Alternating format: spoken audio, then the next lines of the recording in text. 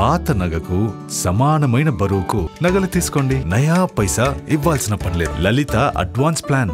నమస్తే, welcome to cube TV. నేను మీ anchor Charmi. ఈ రోజు మనతో పాటు ప్రస్తుతం ఆఖిళ్ళ శ్రీలక్ష్మి గారు ఉన్నారు. ఆధ్యాత్మికవేత్త, లలిత ఉపాసకులు, అలాగే ఎంఏ ఆస్ట్రాలజీ.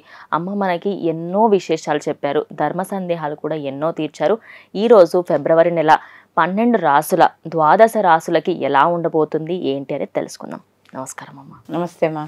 అమ్మ, ఫిబ్రవరి నెల ద్వాదశ రాసులకి ఎలా ఉండబోతుందమ్మా? ఇప్పుడు మనకి ముందుగా ద్వాదశ రాసుల వారికి చెప్పుకోయే ముందర గ్రహస్థితిని బట్టి ప్రతి నెల మనకి ఏ విధంగా ఉంటుంది, ఆ ఏ గ్రహాలు ఏ రాసుల్లో ఉన్నాయి, వాటి స్థితిగతులు ఎలా ఉన్నాయి, వాటి వీక్షణ ఎలా ఉంది, దాన్ని బట్టి మనకి ద్వాదశ రాసుల వారికి శుభాశుభ ఫలితాలు అనేవి ఉంటాయి, మంచి చెడు కూడా.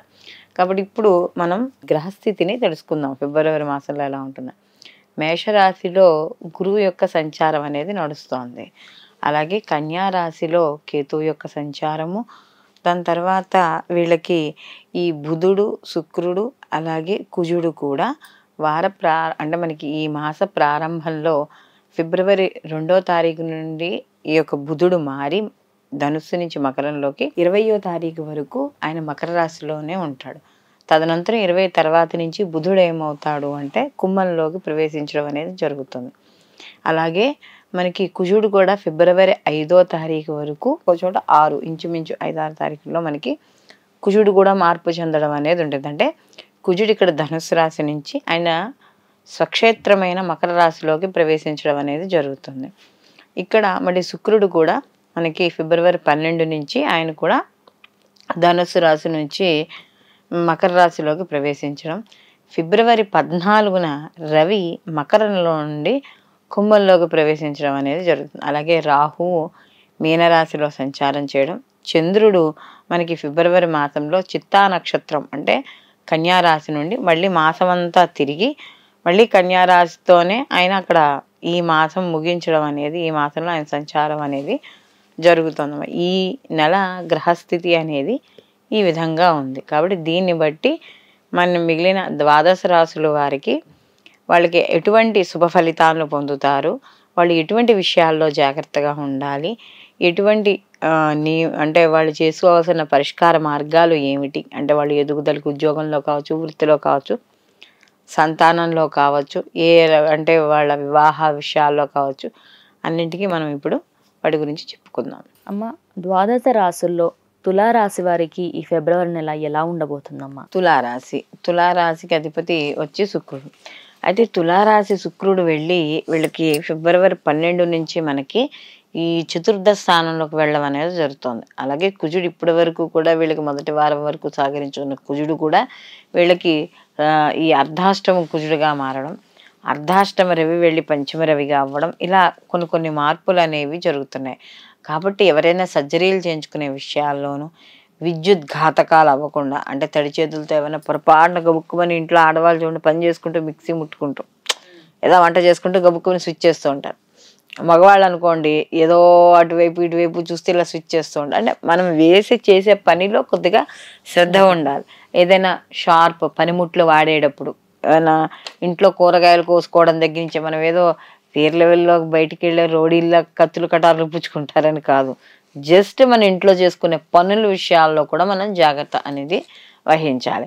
అలాగే ఇక్కడ ఇంట్లో ఏదైనా తుప్పు పట్టేసిన వస్తువులు ఉంటాయి మనకి, అవేవో ఇల్లు బాగు చేస్తూ ఉంటాం మనం, అవి వాడేటప్పుడు ఇలాంటి విషయాల్లో కూడా మనం తులారాశి వాళ్ళు జాగ్రత్తగా ఉండాలమ్మా. అలాగే వీళ్ళు పాపం వాళ్ళ యొక్క అభివృద్ధి కోసం, పిల్లల యొక్క అభివృద్ధి కోసం పెద్దవాళ్ళు ఎవరైనా ఉంటే వాళ్ళని ఇంకా బాగా చూసుకోవాలనే ఉద్దేశంతో వీళ్ళు నిరంతరము కష్టపడుతూనే ఉంటారు, ఎక్కువగా శ్రమించడం అనేది కనబడుతుంది. అలాగే వీళ్ళు చేసే వృత్తి ఉద్యోగాల్లో కూడా చాలా అనుకూలంగా ఉండడం అనేది జరుగుతుంది. వీళ్ళకి కూడా కాస్త కొంచెం అనుకూలమైన విషయాలు, అంటే ఏదైనా ఉద్యోగం మారాలనుకున్నా చేయాలనుకున్నా, ఎందుకంటే వీళ్ళకి గురువు కూడా సప్తమ దృష్టితో విశేష దృష్టితో వీళ్ళని చూడడం అనేది జరుగుతుంది. కాబట్టి ఇక్కడ వీళ్ళకి జాబు పరంగా, ఉద్యోగ పరంగా, అదే ముఖ్యంగా ఏదైనా స్టేట్ గవర్నమెంట్, సెంట్రల్ గవర్నమెంట్ ఇలా చేసే వాళ్ళకి వీళ్ళందరికీ కూడా అనుకూలంగా ఉంటుంది. ముఖ్యంగా విద్యార్థుల్లో మాత్రం ఈ ఆటల్లో ఉండేవాళ్ళు, స్పోర్ట్స్ అథ్లెట్స్ లో పాల్గొనే వాళ్ళు కావచ్చు, వీళ్ళందరికీ మెడికల్ ఇలాంటివి ఉన్న వాళ్ళందరికీ కూడా అనుకూలంగా ఉండడము,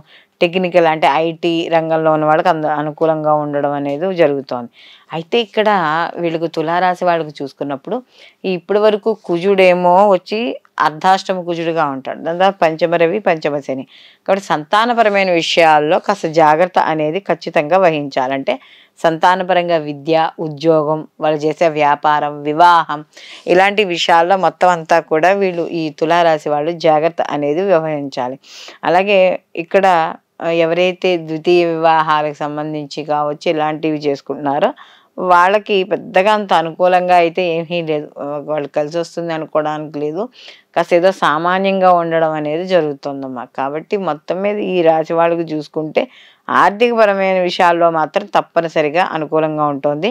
అలాగే ఏదైనా ప్రాపర్టీ విషయాలు అలాంటి విషయాలు కొనుగోలు, భూములు కొనుగోలు చేయాలి, వాహనాలు కొనుగోలు చేయాలన్న వాళ్ళకి అలాంటి వాళ్ళకి కాస్త చిన్న చిన్న ఆటంకాల మధ్యలో ఏర్పడతాయి.